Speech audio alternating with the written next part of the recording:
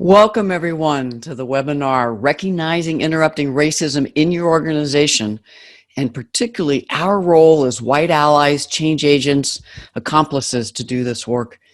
I'm Kathy Aubert from the Center for Transformation and Change. I use she, her pronouns, and everybody's take a deep breath. And one more. And with the next breath, I just invite you to notice the lands that you are currently on. Here in Denver, I'm just aware of these are the ancestral lands of the Arapaho, Cheyenne, Sioux, Ute, and the unceded lands. And I often am trying to start this way every time I do a workshop, in person, virtual, to just remind me of not only whiteness, white supremacy, white privilege, settler, colonizer, oppression. Just remind me of my privileged identities. As whites, I think it's critical that we step up. I have watched folks of color my entire lifetime in my early awareness, but particularly these days, just doing so much challenging, educating, the emotional tax just to show up in our organizations where white supremacy culture is embedded into everything, and just still coming in to do the work every day.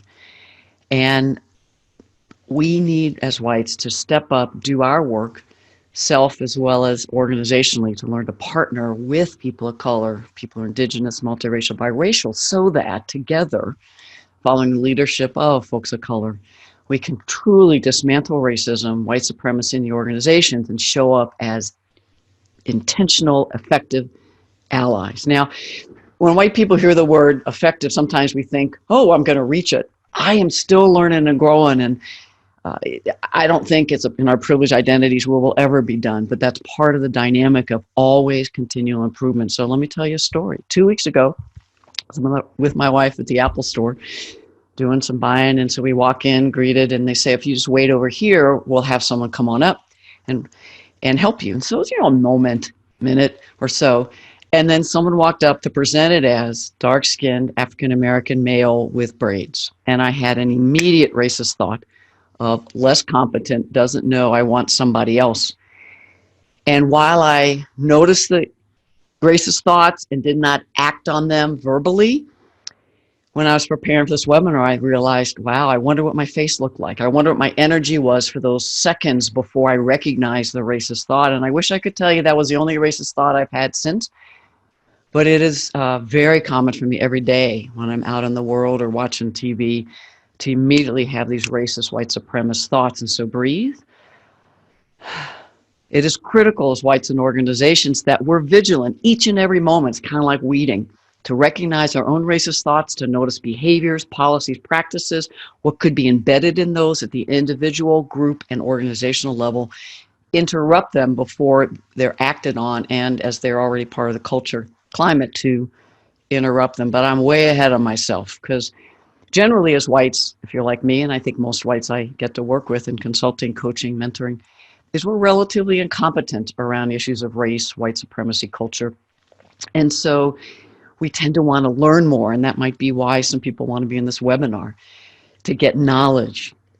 Yes, there might be some knowledge and tools you learn, and I want people reading. And the work I do, and that I think we need to do, is to get out of our heads only and really do our self-work, so that as whites, if we're mentoring, coaching, facilitating white affinity spaces, workshops, we've done our own work so we can learn to meet whites where they are, challenge us to not just be the polite, nice white that I did for so long, not say anything racist. That's what I did, walk on eggshells, making sure I was kind of nice to all the folk of color, indigenous folks. Now, I want to say that is necessary, but not sufficient.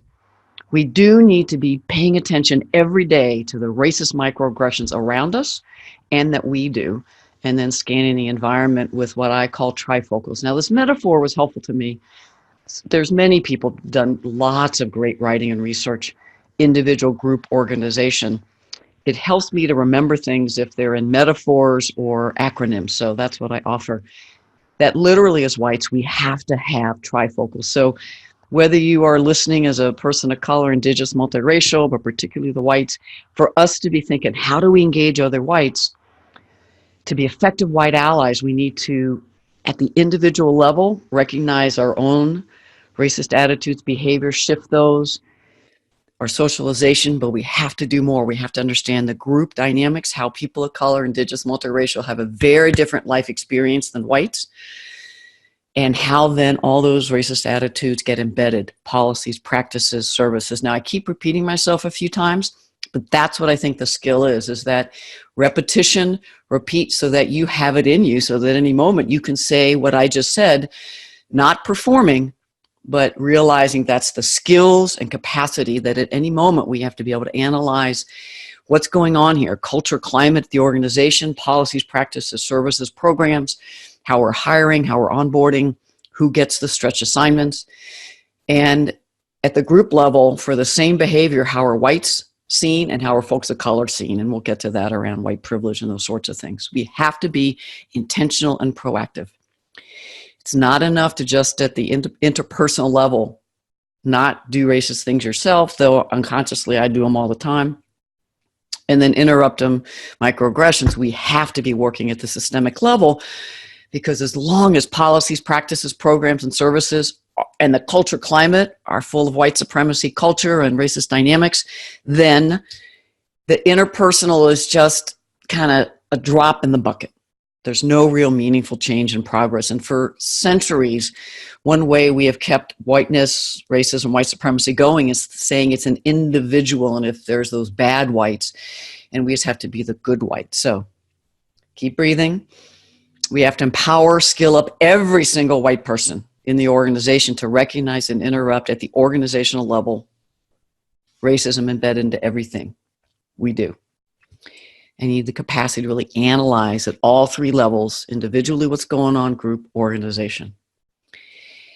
In the chat, if you haven't played with the chat yet, again, that's where you can put questions in at the end. I have a colleague, Catherine, who's on, who will be collecting those up. I have about, I think, close to an hour of information to share, but I will stay on as long as the questions until I answer them, and or at least I have another hour.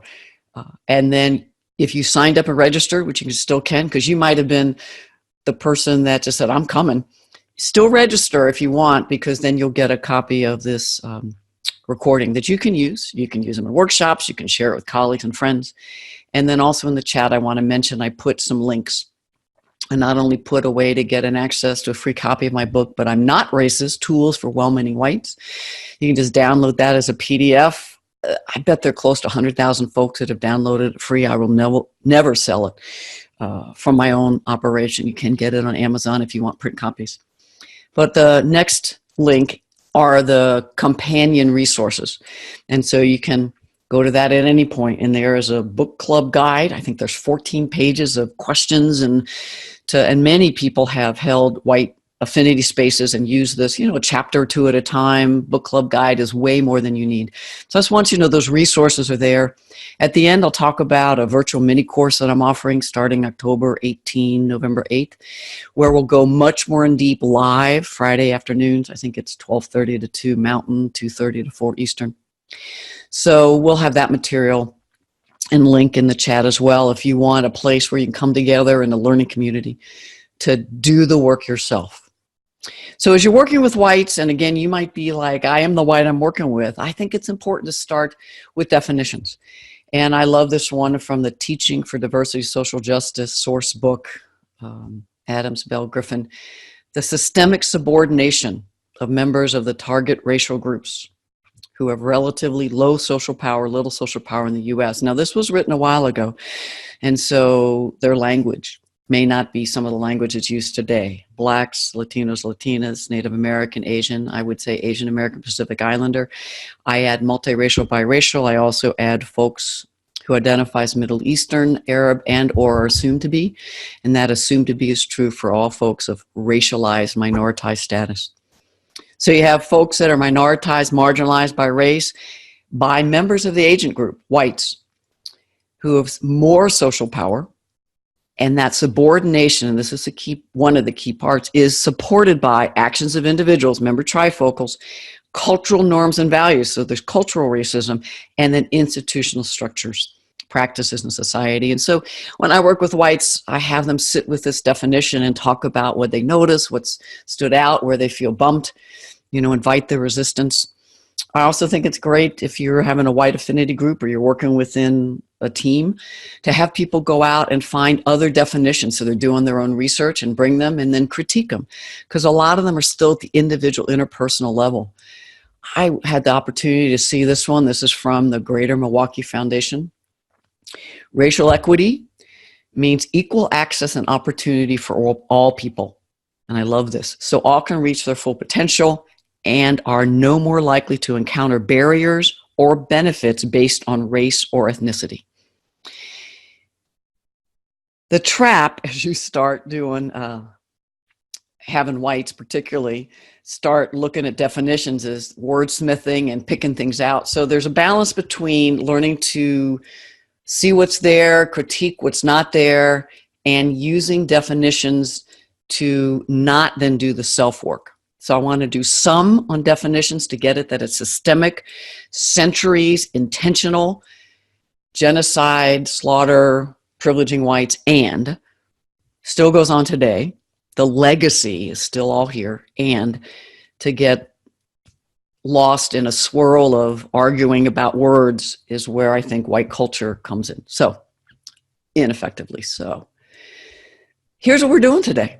My hope is that you already are, and you will get more, deeper capacity to identify the racist dynamics in daily activities. Now, I put intended and unintended in my notes because a lot of whites get real bristly. It's like, well, I didn't mean it. And that's a huge trap. Intent, the impact is there. You have to go to impact first, of course, in my opinion. So recognize the impact with individuals, how our interactions support the culture and climate that privileges whites, and then, of course, the policies, practices. And then as whites, choose courage to interrupt racist dynamics in ourselves and other whites, in the systems, and then hope you get some more capacity to use some tools to do that. Speak up more in collaboration with folk of color. Again, not to teach us, but not to go out as the white savior riding the white horse and let me come in now. And so it's really a collaborative effort, but we as whites have to get much more competent, do a lot of self-work so that we can truly partner with, follow the leadership of folks of color to truly dismantle the racism, create greater racial justice. So I'll be sharing my insights. As I said, I'll probably talk most of the hour, and then we'll do some Q&A. So please go ahead and start putting them in. Everybody take a deep breath. I want to just acknowledge that the only reason I'm here, there are so many teachers, mentors, coaches, many of color, small handful of whites that did not give up on me, that with grace have continued to engage, offer feedback, support, nudge, and confronted me and took the risk to confront me when I had all this privilege that I could have used my position to gossip about, undermine. That I am here today, and I just would like you to reflect a moment. Who are all those who have and continue to support you in your development? Because we did not get here on our own, and it's going to take all of us supporting each other to truly be the change agents, accomplices we need to be as whites. Now, as you think about working with whites and yourself, there are many approaches, activities, many more books, articles, workshops that I've just seen, especially these last 2-3 years. So I would keep learning, growing, finding more. And, as you're going to trainings, you're thinking about training, you're coaching others, mentoring, you're creating white affinity, accountability space. For me as a white person, it's important to find out, where are the whites right now? What's their current state, their current capacity? And a resource is the suggested competencies for white allies and change agents. It's in that link that was in the beginning of the chat, my website, /race book, I believe. So that's a space, some of the competencies that I teach to, I try to work on myself. And then you find their desired capacity. And so having whites reflect on where they are, where they want to be, and use some of that to develop the workshop, the white affinity space. You could ask the whites if people around them are willing to look at that assessment and share what they think some of their strengths are and the 5 to 10 they really want them to work on. So there are all kinds of ways to get desired capacity and then tailor the work to meet people where they are. In the mini course, I'll talk about this model called Path to Competence, Path to Competence. Doctors Jack Gant and Delight Frost from L.C. White Cross Associates built on Abraham Maslow's work about unaware incompetence to unaware competence. So the idea that many whites I run into are in denial. Just, yeah, I see race, kind of, sort of, but they just don't get oppression. They don't get racism, white supremacy culture. And so, you know, if a lot of folks are in denial and active resistance or active perpetuating, are they in the box of fear where it's like, okay, I get it, but I don't know what to do and I'm afraid to be called racist? So that's where my work is particularly, I think, I see the most progress as whites that have some awareness. So find out where folks are, and some folks might be in the box of engagement where they're like, I have to think about it, I can do some, but I just want more tools. That's a delight to be working with whites there, because then I can do my own work too. But another way to think about it is you're assessing where you are and what you need and where the whites you're wanting to pull together into a white accountability space. Is it about knowledge? Is it folks that really need to know the history? And so the books, the videos, look at the current data for your organization, your local region, whatever your industry field is, K-12, higher ed, nonprofit, government, whatever, corporate, and just really understanding the history, the current statistics, the current dynamics of institutional racism at the systemic level. You know, doing a history race line. I think that came out right. Having people, I like to start in the 1400s, but you might want to start earlier. Having people do some research and bring examples, not only worldwide, US or whatever country you're in as you're listening, and local, state, from a US perspective, even region. And have people do some research to one of your sessions and bring it in. But there's so much history people need to know. And again, the trap is, in my experience, we whites like to stay in our heads and kind of perform, and we know more and we have the latest terminology and terms, and yet we haven't done our self-work. So my work tends to be around self-awareness. Socialization, you'll see a few activities, implicit biases. What are our racist, white supremacist behaviors? What's white supremacy culture? The Kenneth Jones, Tema Okins work out of Change.org. You'll see a slide in a minute. And then lots of skills. Now, the trap, of course, is often whites want to know a little bit more, and then we jump to solutions. So there is time, and I believe in the work, but it's really a progression to think about. So how do I interrupt microaggressions? But I need to understand a whole lot before I think I'm competent to maybe begin to do that. But eventually, whites really do need to, what's the consistent, meaningful action that I need to take? And then how do we create accountability to assess, evaluate, adjust? So again, some more potholes. Yeah, and I mentioned Kenneth Jones and Tema Okins, their work, White Supremacy Culture, I just love. They were working in Change.org 2001. If you just put in that website or literally Google White Supremacy Culture, their work will come up. Kenneth has passed. Tema is still in this earthly form doing work.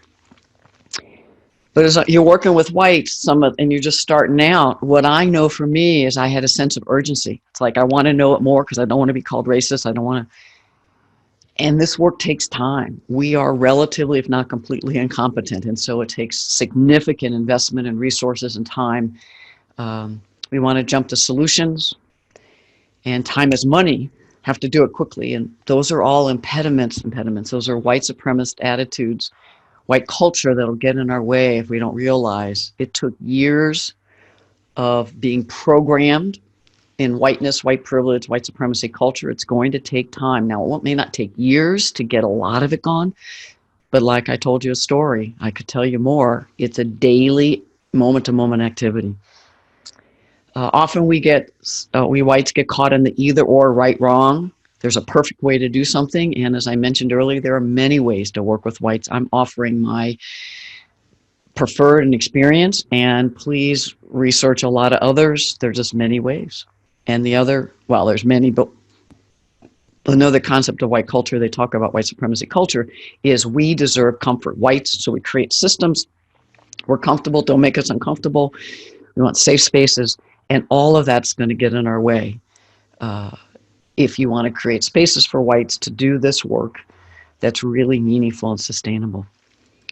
So again, as you bring other whites together in your organization, your community, first of all, you may want to find who's already doing this work in your community, so you're not reinventing the wheel, and go learn and grow and build relationships. And then there might be ways to partner, and or if these resources are useful, how can you create space for whites to do the professional development we need to do to be effective leaders, managers, supervisors, colleagues. This is really what this is about. It's not an add-on extra. This is core competencies for doing our work that most people think it's, you know, an elective class. It's not. So I don't want to have comfort. There's this great book, and I don't know if you can see it from there. I'll do it. Race Dialogues came out this summer. A Facilitator's Guide to Tackling the Elephant in the Classroom. And I think people across all fields and industries could be useful. Last names of the three authors: Kaplowitz, Griffin, Seyka, S-E-Y-K-A. I may not be pronouncing that right. So they talk about how it's really critical to have folks not in the comfort zone, as in I'm not being challenged, but not in the highly triggered zone, hot button, like I'm so challenged I can't be present or learn, or I'm just spinning. So there's that middle learning, and there are many people written about this, but I really liked how simple that was. Comfort zone, we need people actually in the learning zone, but not so triggered that the whites disappear into fight, flight, freeze, flounder, white fragility, if you're not familiar with Dr. Robin DiAngelo's book, based on probably the work of many, could be a useful tool as well.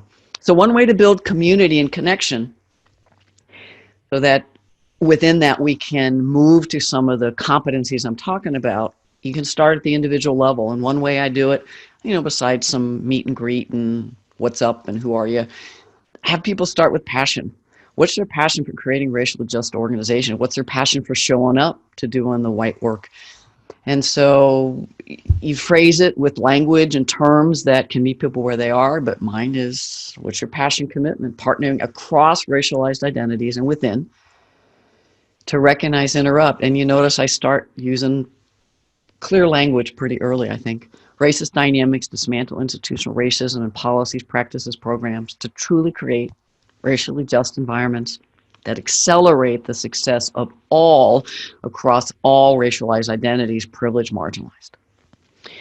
Have people reflect. I'd have them kind of make some notes. I forget that a lot of folks are reflective learners and or scared whites. So, and then I'd partner up a new person in twos or threes, share that, debrief what was the impact, notice your bodies, what was the impact of sharing, and then hear a good bit of that out. We're weaving, building the container for learning. Another one, again, there's so many, we'll talk about more in the mini course. But I think it's useful early on to have people create engagement guidelines. And so one way to do that on a continuum, a moving continuum, I am ready to actively participate. Authentic dialogue as I engage in self-work about race, racism, white supremacy, and learn with other whites. I'm ready. I'm willing. Strongly disagree to agree. You can have people move. If your gut says, ooh, they're not ready, you could have them reflect, turn to somebody. But I like, you can tell I like to meet people where they are and nudge them pretty soon. And then talk about, so where are you? There's no right or wrong. It's important to know where you are. And then what would help you move half a number, a full number, so that we really can support each other learning. And then you can do some engagement agreements. You may want to take a slide of this. Again, you'll get the recording because there's some new ones on here. Some of y'all might have been with me in other workshops, and then your job might be find the 4 or 5 that are new. And I got them from reading Race Book. This one, Race Dialogues. So you might have other ways of, you know, from grassroots up, but I like giving folks something to react to that I believe and know creates a container, but it's clear accountability, compassion, come from love, relating in, and clear accountability for change. Because you need deep authenticity to learn new things, to unlearn unprogram, deprogram ourselves, and then reprogram. That's what we have to be doing. So now potholes, I'm sure y'all done it when whites get together. Wordsmithing. Well, I can't say it that way. Again, we have to own it and co-create without kind of making rules and arguing about the exact word. It's, in my opinion, I don't have a lot of energy or patience for these kind of white supremacist ways we avoid doing our own work. It's important to do, but I find often whites will say, I want to feel safe. I don't want to feel attacked. And I'm like, your humanity, your essence, your being, that will always be held in compassion and love. And the racist attitudes, behaviors, white supremacist beliefs, that's what we're going to engage and unlearn. So, and again, you can say it and people can talk about it, but people are in fear. So this is important to do. Whites will want to assume good intent. I'm like, all right, we'll talk about intent, but we're really focused on impact here. How many of y'all want to have feedback from us here as well as others if you do anything that's racist so that you don't do it again, and just getting people to buy in. So it's important that we build relationships, people can co-create. And then sometimes the next thing that could be useful is what's your story? Because we whites want to be at the individual level, and I'm different from other whites, and I'm not as bad as you all. So again, meet people where they are, but then through telling their story and the socialization, can realize, we have a lot in common. And the skill to be modeling as well as asking people to do is, how do you relate? How do you see yourself in other whites so we don't distance ourselves? Now, again, feel free to take pictures of any of these slides. These are some of my favorite. Again, time to write. But when do you remember being told there were different races or realizing there were? But I like it being told because I want them thinking about the messages and the systems, the institutions, religious institutions. It may have been books, movies, school, parental, family, neighborhood. Those are kind of institutionalish. When do you remember being told there are different races? But more than that, because demographics is important, we have to be able to notice different races. But when do you remember experiencing, interacting with, or not people of different racialized groups? Then it's getting to look at their behavior. Again, no shame, no judgment, just let's look. How are people of different racialized groups treated, depicted, talked about? This one really starts to get the microaggressions and maybe even some of the systems work, the cultural dynamics. Messages you learned about different racialized groups. And then I've started to add number 5, because that was not my experience. But some whites will say, I didn't get any of those racist attitudes, no white supremacists. And while it truly is hard for me to believe, engaging the resistance, meeting it, not forcing, like, how could you? It's just saying, so I started to add this question. So when, if at all, did you experience dissonance from what you were taught or what was out there? And you're like, no, that's wrong. And to be honest, I'm in my 60s, and there are folks in their teens and 20s that are even 30s that are growing up so differently as whites that they, as I meet them in workshops or as I'm doing coaching, they're talk about in junior high, they started being active in dismantling racism groups. It blows my mind.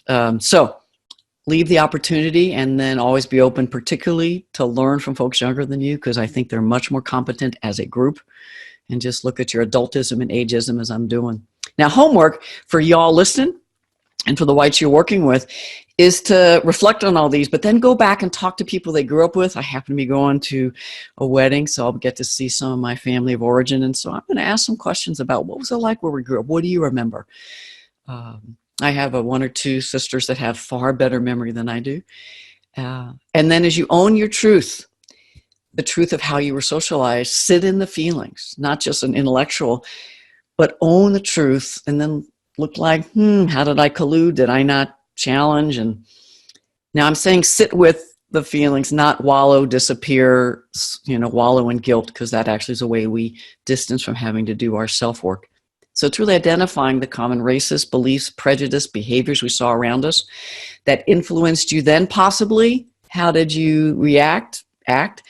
And now, how are they possibly still showing up? Get honest with other whites. Deep breath. Now, you might want to have people draw, make some notes, and then share naming your identity. This is a key skill to own your groupness. As a white person, here's what I learned growing up. Here's what was around me. And so having people really be able to share and talk, and this will build the connection and community. What was the impact of doing it? Now, These are my favorite questions. The other ones I like to do if I have a day. If I don't have a lot and I'm coming to a campus or an organization, I'll do some of that, but I really like people to bump up to the white supremacy. When do you remember realizing that whites as a group believed we were superior to people of color, people indigenous, people multiracial, biracial? And I even say this is a little higher risk, but again, group level. So I have them do that first with a new person. And then reflect, when do you realize you believed whites were superior?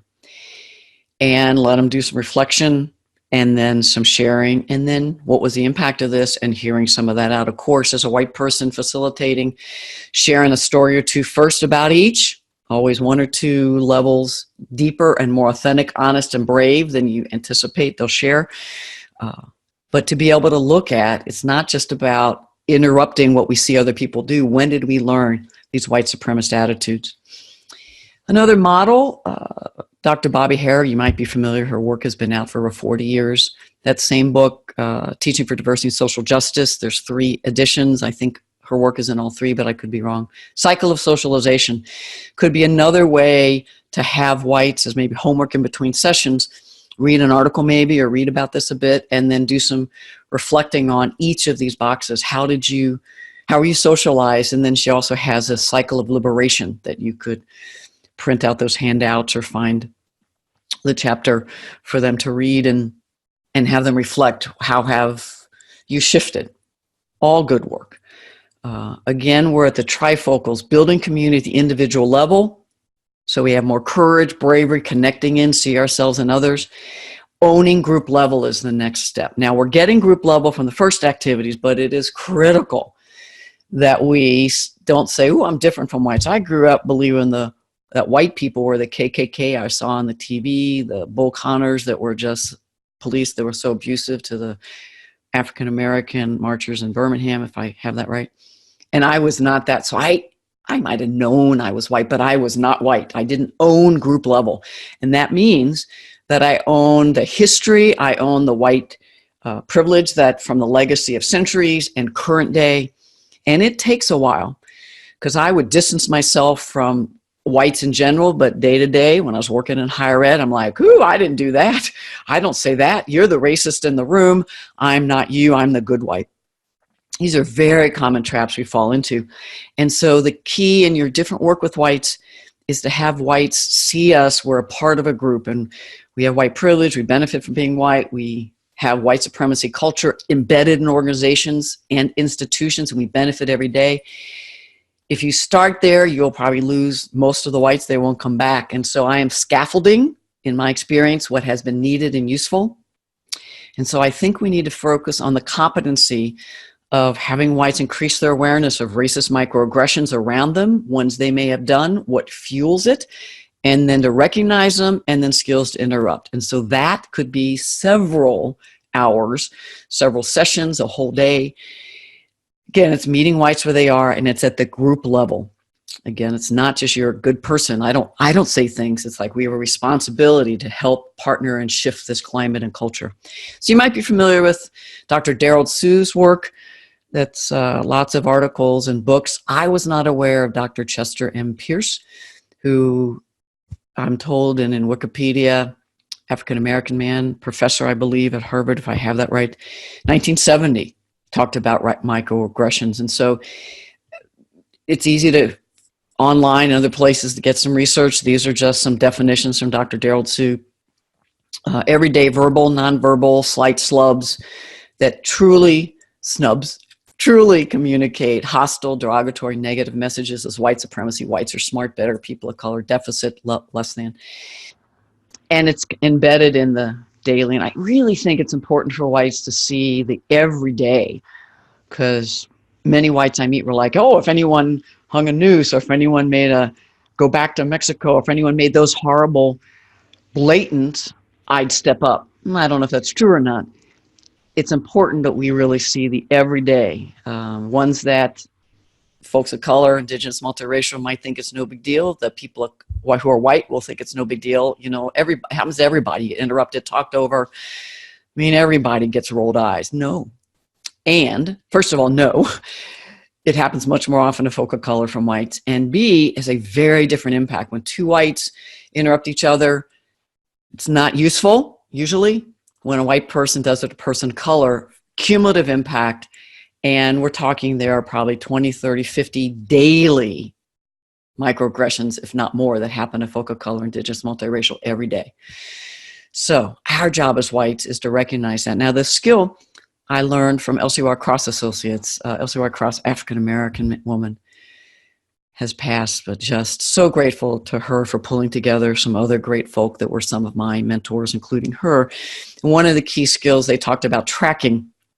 I use the term panning. Again, I need acronyms, so pay attention now.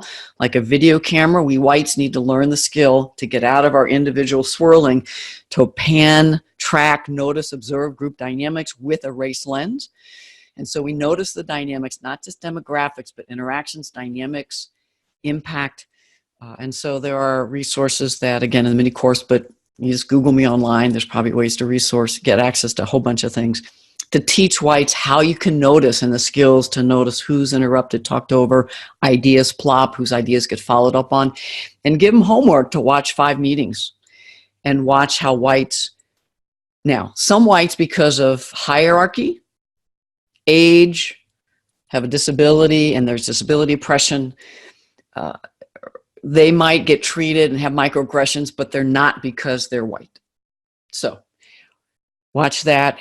All of these leave people of color feeling dismissed, disrespected, undervalued. And so having people with a increasingly intersecting identity. So race, yes, indigenous identity, but keep culture, ethnicity, skin color, appearance, English quote proficiency, use of accents. Mine is people hear me and they're like, oh, you're smart. National origin, immigration status, documentation status, all of these, and there are probably others that intersect so that folk of color might have 2 or 3 of these marginalized identities. So I think that's a critical, moderate to high competent capacity. But if you can, but mostly just have folks look at what are some of the common unproductive meeting behaviors. These are just some. And so you can just, again, take a slide of this. But how often have you seen whites? How often have you done these? And how often have you not interrupted? Where we dominate airtime, we do white-splaining, we interrupt talk over, speak for people of color, repeat what they say. Whites have side conversations while folks of color talk and we're looking at our watches. Only look at other whites. I put people in groups of 4. They happen to be cross-race sometimes. I go around and I'm noticing whites are only looking at the whites, not the 1 or 2 folk of color in the group. Dismiss, ignore, disregard. The group only likes an idea from a person of color after whites said agreed. I mean, we keep going. Unsolicited advice. Playing that white savior, coming in to fix, challenge the credibility of what whites are saying. What's your research? Requiring more proof. I focus my intent as opposed to the impact. We shut down as whites if we're confronted and we'll say, oh, you attacked me. Now, it may not in the moment, we'll say it to other whites when the person of color was clear, direct, and took a high risk, career impacting risk to name an identity, name a dynamic. Tone policing all the time.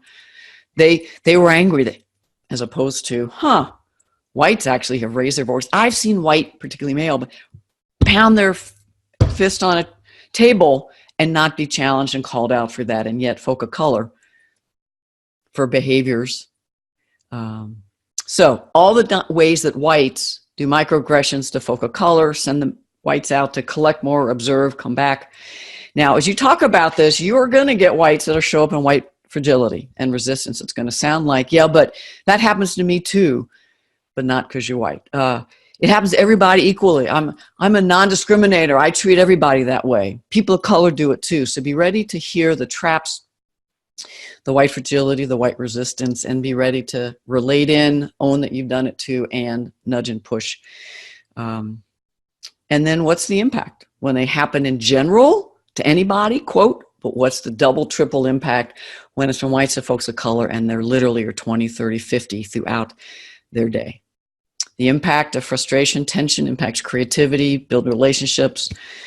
We lose out on the brilliance of folk of color. I've had some folk of color tell me that you see 20% of my brilliance because I have so much energy to have to shield, protect myself, to navigate. I know there's going to be retaliation. And I've heard folk else say, and you don't deserve all of me because you dismiss, undermine, and the racist dynamics. So revolving door retention recruitment is a high cost. So deep breath. We're trying to get whites to recognize, see, come back and talk what they saw, and then skills to practice. Now, it's not just these. There are coded racist comments. And these can really sink the career when whites, often behind closed doors or when they think folks of color aren't around, will say things like, well, they're not a team player. You're on a search committee, and it's like, it's not a good fit. Or, this environment, I don't want to have a person of color have to bring their family here. It's too racist. So that patronizing, condescending, but it's really fueled by the beliefs that whites are smarter, better. They don't have enough experience. And again, what people of color often held a very different standard of experience than whites there are so many whites we get hired. I did, is they're mediocre, have very little experience coming in, and yet folks of color held a much higher standard. They self-segregate, they're so loud, they're too sensitive. So there are so many. If you were a white person, you hear a white supervisor say to a white candidate, we wanted to hire you, but HR forced us to hire a person of color. That racist white supremacist, we have to interrupt that in a split second. Or when a white person gets some feedback and then you're like, oh, they're a good person, you're a good person. We have to interrupt those at any time. How many times you heard these and been silent? Asking the whites to do that.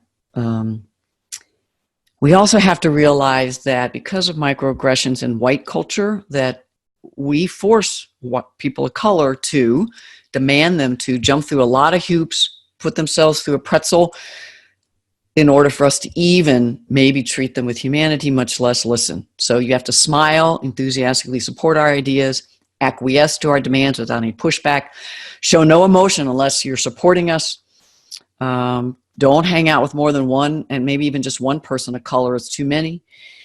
Always be on time, even though whites are late to meetings. Never use the wrong word, mispronounce, send out an email that's not perfect, because then, wow, they're not very competent. Where we whites, if you ever get my emails, there are several things misspelled. If I'm charting, I misspelled, but I'm never held accountable as a white person for that.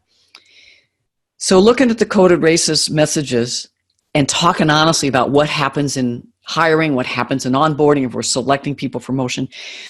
And then we have to ask whites to what fuels it. Now, this is where I really like working with whites, the common racist behaviors and attitudes. And that's one of the resources if you go to website/Racebook and really ask people, where have you seen whites say and do these? When have you thought them, done them? And any additional ones. These are critical. I have 41. I have some notes for more. I just hope, and please feel free to put more in the chat and send me more. And to be honest, during the mini course, I'm going to ask people to, in between, go find some more, because I want to just collectively have resources that are continually helping us. But these are just some of the common ones that I've done and I continue to do.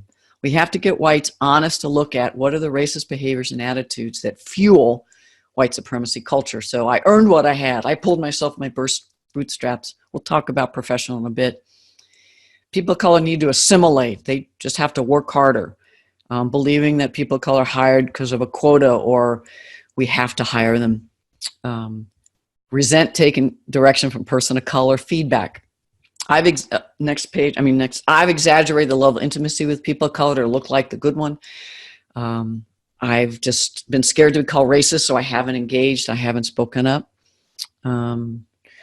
I've played the I have friends of color, I'm a good one. So these are just very common racist behaviors and so more. You don't appreciate all I do. Assuming whites are the leader, smarter. So deep breath. This work with some of the worksheets I have or other ways, having whites notice at the group level and then own and tell stories is the work we do at the Social Justice Training Institute, SJTI. The first step is get honest and recognize that these racist white supremacist beliefs exist and own them.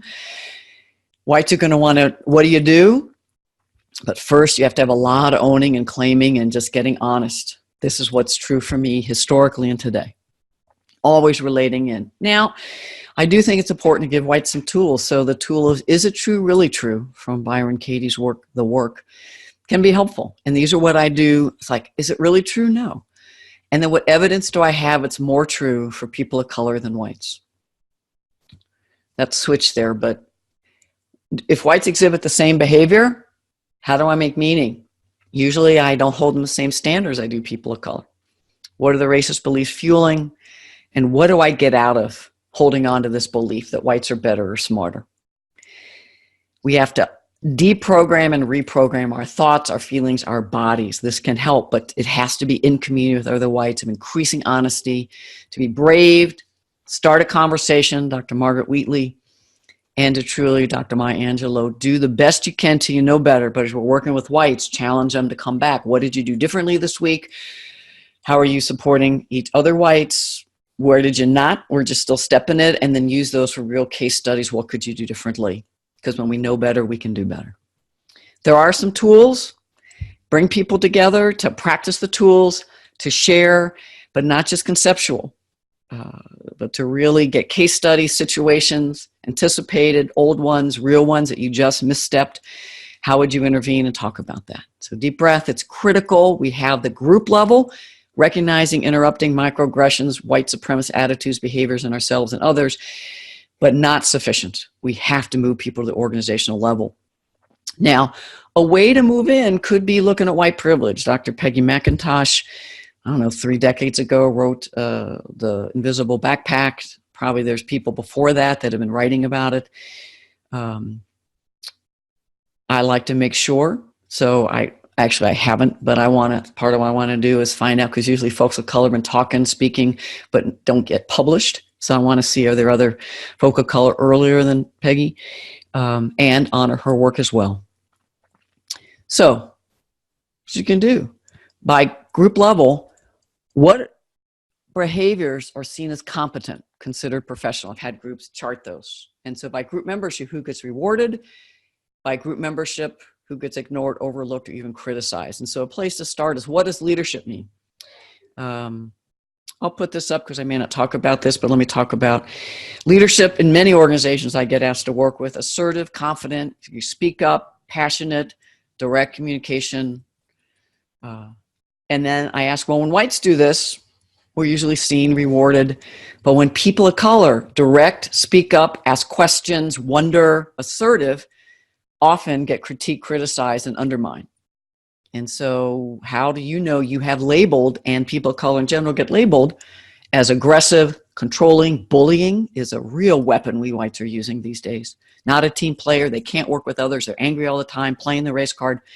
So have you seen these dynamics as people of color get called militant, not professional? So those are key interventions, because we're not holding people of color and whites to the same standards. Whites get to have these behaviors when people of color do it. Now, what I realized is I really only held people of color to this because whites, I didn't recognize all the ways that when whites show up and challenge, I let that go. But when people of color did, I fell into this trap. And I didn't realize that it was all about white privilege. That the way I wanted people to show up was white culture. So, a few more things about white privilege. Let me go back for a minute. I was pulled over by a police officer a couple of years ago. He was polite and he actually apologized. He said, "I'm sorry I have to pull you over, but we are in this time, we're doing this." I get listened to, my voice gets heard. We whites, we get assumed to be competent until we prove over and over and over we're not, over and over. My credentials have never been hardly questioned. Now, for sexism and homophobia, yes, but not because of white. If I make a mistake, we're seen, it's a benefit of the doubt. We often get more coaching, assumed to be competent. We're not under scrutiny every day at the microscope, so every error is like, see, not competent. So there's so many white privileges. These questions can help your group of whites begin to think about those, learn about them, send them out to do some reading. And I get the benefit of the doubt, and white culture is infused into everything. We get stretch opportunities, visible opportunities. My father got the GI Bill, whereas so many people of color, particularly African American, did not. And so our whole family got a bump. There's no redlining that impacts me as a white person. So loan options, I could just keep going. So systemic white privilege as well as interpersonal white organizational culture, it's critical that you do this. And then once you get white privilege, white cultural practices will be critical. Training folks how to recognize white cultural practices that I've been talking about and how to interrupt them. It's like we have this puzzle, this culture, it's in the air we breathe. And we think it's just professional, good business, good teaching, how you need to show up. But in fact, it is privileging white cultural ways of being as the only way, right way, and anyone else is the bad way, gets critiqued. So if you can ask what professional means and have people brainstorm. I enforced you're supposed to dress a certain way, act a certain way, clothes, hair, behaviors. I never realized they were white cultural practices. Even-tempered, polite, smiling, no open conflict, logical, analytical, impersonal, no emotions. And yet I only held people of color to these standards and not white. So having a group of whites talk about, well, what do you have to act like in order to be heard here? And how is that similar to white culture? And again, the work of Kenneth Jones and Tema Okun, and there's other folks that have done similar work that I'm trying to find out. So if you have them, I'd love the resources. I love their work. Great resources. I've mentioned a few already. Have whites identify, first read their work. By the way, Tema, I contacted her and I asked, could I take your materials, your and Kenneth has passed, and turn them into cards so that actually we could be looking at a current interaction as whites and say, what are the white supremacy cultural dynamics? Is this power hoarding? Is this I'm focusing on individualism? Is this I'm demanding kind of objectivity and not having emotions, quantity over quality? Are we getting defensive? So I like things tangible. So in the mini course, that'll be one of the resources you'll get. Oh, she said yes. And then I'm going to send it to her for any feedback and adding. So asking people to look at these. There's just, again, it's a 5-page article. Just how much is each of these unproductive most of the time? Get whites to really go. It's hard because this is what we were taught and we benefit from these ways of being. But to realize, not so much. And engage the resistance by asking the second question, is there any of these that might be useful at times? And I use sense of urgency when I talk about it, that if somebody's having a heart attack, I don't want to have a group conversation where we're looking at lots of participation. I want to say, doctor in the house, anybody know 911, anybody got competencies, but I want to move into an urgency level. So it's critical at the organizational level. White privilege, white cultural supremacy characteristics, how do you interrupt those other ways of being? And then the key skill would be next is analyzing policies and practices with an inclusion lens. So just practice right now. Remember, you're on a team, they're talking about budgets. We got to cut back on, this is a true story. We have to cut back on money. So instead of being able to stay at hotels where you go in, get your key, go to your room from within a very secure environment, you go in and get your key at a motel, you go back out through a parking lot that might have a broken light. I'm giving you hints, with lots of curbing. And so through the parking lot, you enter your hotel room from the outside. Anybody can see you. By group membership, who might be in danger? Now, not who would find this an inconvenience, because most whites would say, I'm not doing that. And there's a class cut to this as well. White privilege as well as class privilege often. Full group of memberships, these and others that all have a race intersecting identity, but have them talk about by group membership. I might add religion, spirituality, because folks who are or assumed to be Muslim, U.S. white folk often interface that with folks who are Middle Eastern and Arab. We've just fused that, in my opinion. So by group membership, who would literally face danger to be racialized, called the police on? So that's just one example of a policy or practice, if you're teaching it, having people analyze all of that. Doing the same, training inclusion partners in every unit, leaders, supervisors, change teams, to be able to take policies, practices, hiring, onboarding. If you have tenure, promotion policies, supervision across differences, performance management, discipline, look at your training tools, your training seminars, look at everything, systems, culture, climate, with a race lens. And how can we shift that to really even the playing field so no whites do not get privilege and access, the culture changes, folk of color are not negatively impacted, they're not barriers. And something as simple as I work a lot with community colleges, and I was at one and they're like, you know, for interviews, we give people the questions we're about to ask in 10 or 15 minutes to have a beverage, hit the restroom, and just reflect on the questions. And my first thought was, that's not fair. Well, I was coming out of my privilege, white class, doctorate, extrovert particularly.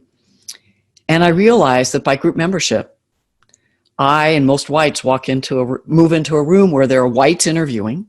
We already feel comfortable, more comfortable than folk of color who already that day have had racist microaggressions by looking at the environment wherever they're getting interviewed, by how they were engaged by the community of folks doing the interviews, or just moving around and noticing microaggressions.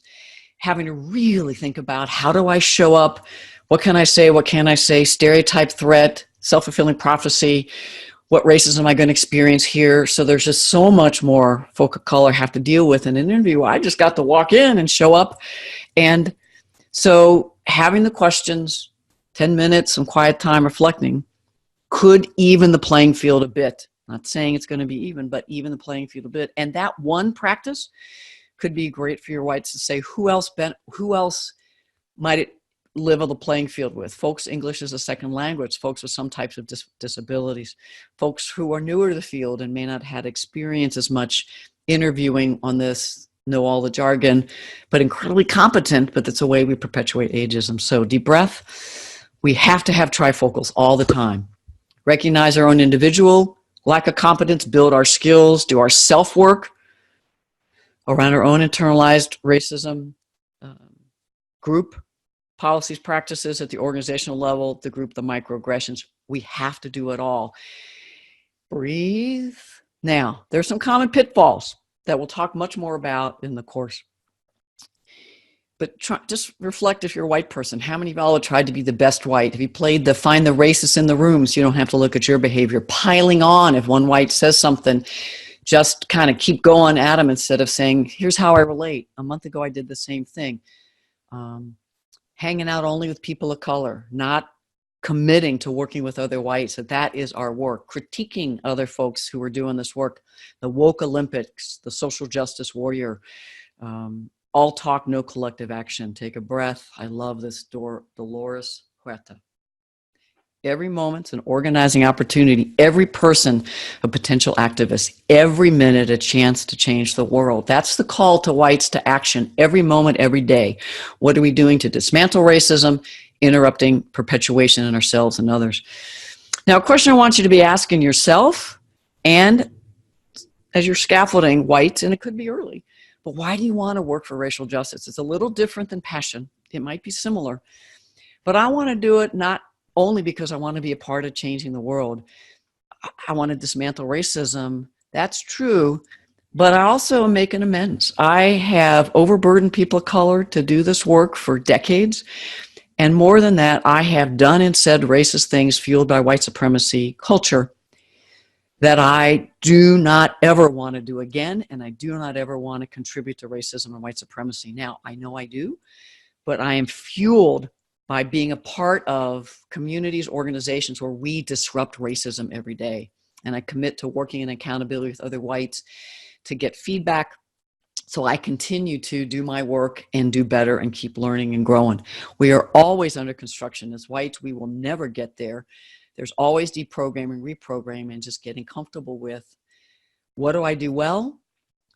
But if you want to be doing this work, it's most likely going to have to do something you've never done. And continue reading videos.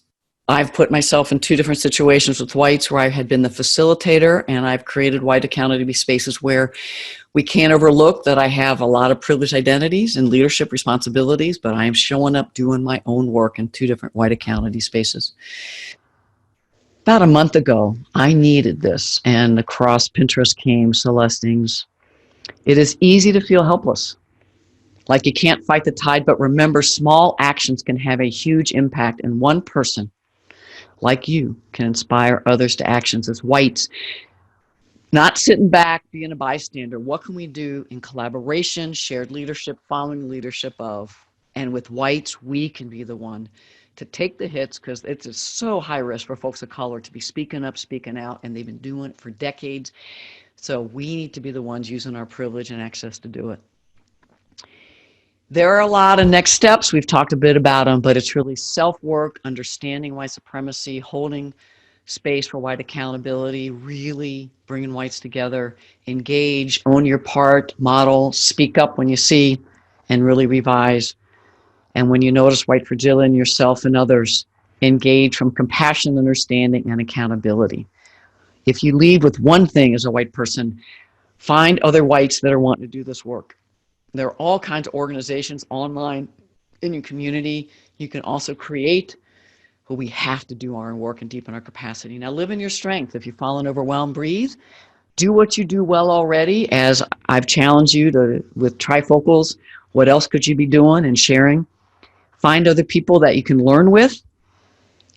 Live in your strength. Do what you do well. And then what else can I be doing? Continual improvement. If it's helpful, I am doing a 4-week live virtual course, the Fridays, October 18th to November 8th. You can go to the link again. You can find out there are more free resources there. Website, drkathyherberry.com/events. You can go to that, and there'll be a button. It may not be there yet. And I bet Catherine is putting the link actually in the chat. She just did. It's Interrupt Racism, all one word, -course. Interrupt Racism -course. Go right to that. You can learn more about the course. If you'd like, you're like, we have several people. I think I'm doing it at $249 a person, $249 at half price. If you want a group, just email me, and we'll do some group. If you want 30 people, 10 people, I don't care. But there's so many different resources that we will be doing the activities. We will build a group of whites. Now, there will be folk of color, potentially multiracial, indigenous folk there. And we'll be centering, dismantling whiteness, white supremacy, tools, practices, but we're doing the work. Now, not everybody might get live, but we'll use the chats. So, love to see you. I think it's 2:30 to 4 Eastern time. I will be there live. So in closing, Toni Morrison passed just recently, and I didn't pay attention to realize, but it was on Facebook and Pinterest, how many thousands, I don't know, millions of people her work she personally impacted. Her legacy is huge. And I did not know this quote. When you get these jobs that you've been so brilliantly trained for and gotten so much privilege from being in, just remember, whites, your real job is that you are free. You need to free somebody else. If you have some power, then your job is to empower somebody else. Take a final deep breath as we move into the Q&A. As whites, we've got to diligently, every moment of every day, be aware we're white, of whiteness, white supremacy culture, racism, free ourselves from what we're still holding on to, change our behaviors, and then help other whites to become more free, liberated, deprogrammed, reprogrammed, so that together, partnering with folks of color, we create truly racially just, inclusive organizations for all. It's a process, but we have to be a key part of that. Deep breath. Thank you for joining me in this webinar. I hope you found it useful. And again, pop on my website, lots of free resources. You do, when you get anything from my website, you'll get this recording within a few days. You'll also get a lot of the emails from me. Once you get all the free resources, if you feel overwhelmed, just unsubscribe and then continue to just share the resources with others. Feel free.